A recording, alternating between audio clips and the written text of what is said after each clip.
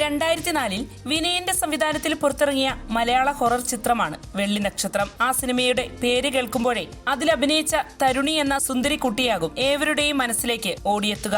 ആ ചിത്രത്തിലൂടെ പ്രേക്ഷകരുടെ കണ്ണിലുണ്ണിയായി മാറിയ തരുണി സത്യം എന്ന ചിത്രത്തിലൂടെയും പ്രേക്ഷകരെ കയ്യിലെടുത്തു. സിനിമാ രംഗത്തെത്തും മുൻപേ ധാരാളം പരസ്യ ചിത്രങ്ങളിൽ തരുണി അഭിനയിച്ചിരുന്നു. അമിതാഭ് ബച്ചനൊപ്പം പാ എന്ന ചിത്രത്തിലും തരുണി മികവുറ്റ അഭിനയ പ്രകടനമാണ് കാഴ്ചവെച്ചത്. 1998 മെയ് 14 ജനിച്ച തരുണി 2012 മെയ് 14 തന്റെ 14ാം ജന്മദിനത്തിലാണ് വിമാന അപകടത്തിൽ മരണമടഞ്ഞത്. അമ്മയും കൂട്ടുകാരികളും നേപ്പാൾ സന്ദർശനത്തിനായി പോയപ്പോൾ ഒട്ടും താല്പര്യമില്ലാതെയാണ് തരുണി അവർക്കൊപ്പം കൂടിയത്.